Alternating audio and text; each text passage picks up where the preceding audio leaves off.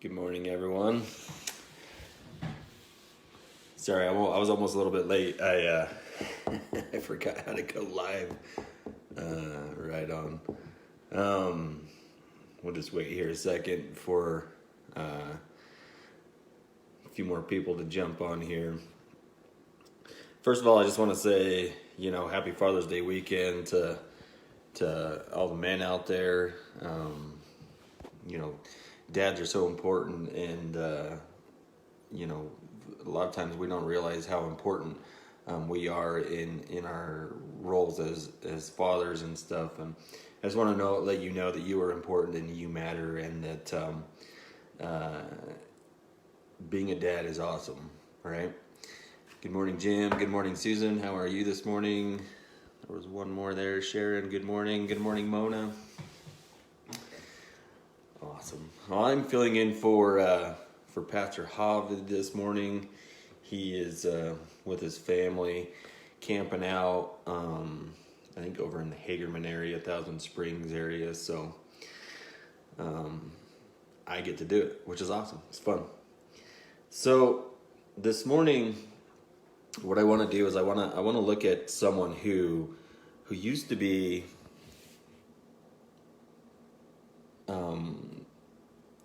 who used what they had to affect others, right? And even though they didn't have very much, it's recorded in one of the Gospels, so that it's important, and God took notice of it, right? We're going to read what was recorded by John, who was one of Jesus' closest students, right? His closest followers. In fact, when Jesus was on the cross, one of the last things he did was he looked to John and he said, here is my mother, care for her, and Jesus died so shortly after that. And John even called himself, the one whom Jesus loved, right? Which I think is a fun moniker to put onto himself. So we can read these words knowing that they were written by an eyewitness who was trusted by Jesus. Now let's set the scene here. When Jesus traveled around in his 3 years of ministry, crowds followed him all the time. And it could have been just because they had heard about Jesus, or because they wanted some healing from Jesus, or they were just curious as to know who he was and what he was doing. But whatever the reason, Jesus had a lot of influence, and people were always around him. And this particular day was no different. And so we're going to look at John chapter 6, and it's a familiar story to some of us, or even most of us. But it says that sometime after this, Jesus crossed the far shore of the Sea of Galilee, that is the Sea of Tiberias, and a great crowd of people followed him because they saw the sign he had performed by healing the sick. Now when Jesus went up to the mountainside and sat down with his disciples, the Jewish Passover festival was near. And when Jesus looked up and saw a great crowd coming toward him, he said to Philip, where shall we buy bread for all these people to eat? Now he asked this only to test him, for he already knew what he had in mind and what he was going to do.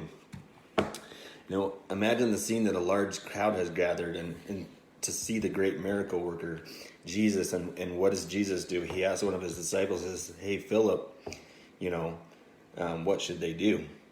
Now, if I were Philip, I would have been like, what are you looking at me for? Aren't you the miracle guy? This is kind of your area of expertise, Jesus. But instead, Philip responds this way, and Philip answered him, and he said, it would take more than half a year's wages to buy enough bread for each one to have a bite. In other words, Philip was like, bro, you're kidding me, right? If we're going to feed everyone here, there better be someone with a lot of cash around to make that happen, which is a good point. I mean, can you imagine sending someone to McDonald's, to order 5,000 Big Mac combos, right? It's crazy. It's a lot of money. And they actually say that that's just the men that they counted. They didn't count the women and children back then. So we're talking about a crowd that could have reached over 10,000 people. And the story goes on, and it says, after another one of his disciples, Andrew, Simon Peter's brother, spoke up and said, hey, here's a boy we found with 5 small barley loaves and 2 small fish. But he asked the question, he says, how far will they go among so many? So apparently, one mom in this entire village, in this entire area, packed her son a lunch, right? And Andrew thought that this was worth pointing out. I mean, it was something. It was some food, right? And I don't think that he was the only boy whose mom packed him some lunch that day. I think there was many others, but I think that this young man was wanting to make a difference and spoke up. And that's when Jesus went to work, and Jesus said, "Have the people all sit down." And it says there was plenty of grass in that place, and they sat down. About 5,000 men were there. Jesus took the loaves, gave thanks, and distributed to those who were seated as much as they wanted. He did the same with the fish. When they had had enough to eat, he said to his disciples, "Gather the pieces that are left over. Let nothing be wasted." So they gathered them, and they filled 12 pieces of the 5 barley loaves left over by those who had eaten. After they saw the sign Jesus performed, they began to say, "Surely this is the prophet who came into the world." Now, there's all kind of questions that I come up with when I read this story, right? Well, what was it, buffet style? The people just come up and gather what they needed out of the baskets. Where did the baskets come from? Was there somebody just sitting around with, hundreds of baskets so that they could fill these baskets up? And, how exactly did Jesus turn 5 loaves and 2 fish into enough to feed over 10,000 people? It's crazy to think of.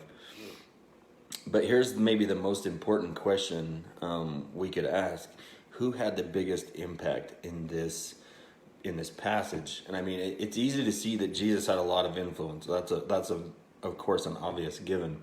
I mean, by the end of this account, a large crowd was calling him, the prophet, because of the miracle that he had performed. And then, there's the disciples. They were impactful just by associating with Jesus, But I think the real superstar of this story is this young man with his lunch.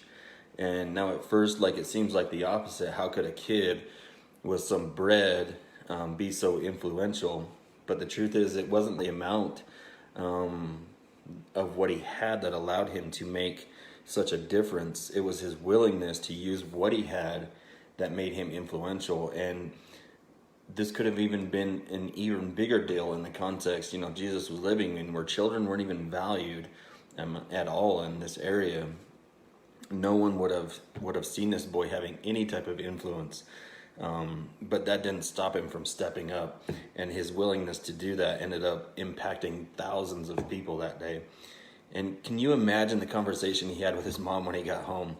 There were thousands of people there, and they picked up my lunch, and no one, not even his mom, could have imagined, how things going this way, but they did. And thousands of years later, we're telling this little boy's story, and we don't even get to know his name, but he had such an influential impact. Now, I want you guys to get out of this story that you have more effect than you think. You have more to offer than what you think you have to offer. A lot of us see that the little that we have, and we think it's not enough. It's not some sort of grandiose thing that I can give to God. It's just this small little thing, and that's what God is asking for, and that's what He's looking for. He's looking for your heart behind what the giving is. I'm reminded of the story of the woman who gave her 2 mites, and Jesus said that she gave more than anybody who gave thousands of dollars that day. She gave more than any of them because she gave out of the abundance of her heart, And just thinking about that and having the effect that you can have on other people around you, your friends, your siblings, your coworkers, people like that. And just imagine what God could do with you and the you effect of you giving what you have for Him, even if it feels, impossible sometimes, like you don't have a ton of effect. Just allow your mind to consider that possibility of what Jesus did with this little boy's lunch, is something that He can do with your influence too. And one of the last questions I'll leave with this here is, I want you to think about this. You know, what if God is asking you to show up? And what would happen if you didn't show up? I'm thinking about that person at the grocery store who looks like they might need some prayer that day, or they might need a little help with their groceries or something. But what if God is asking you to pray for someone to receive the sinner's prayer? You know, imagine what would happen to that person if you didn't pray for them. That's a good question right there. What would happen to that person if you didn't lead them through the sinner's prayer? What would happen to that person if you didn't pray for them like God was asking you to? Just giving that little bit that God is asking for us, just like that little young man. And ultimately, you know, God is the one who has the power to change people. And all we have to do is show up, offer what we have, and let him do the rest. And so I just want to encourage you with that today. Give what you have, let him do the rest of it. And that's so good right there. I just want to tell you guys, happy Father's Day weekend. Be blessed. Do some fishing, do some barbecuing, honor your dads. And we'll see you tomorrow. Thanks, guys.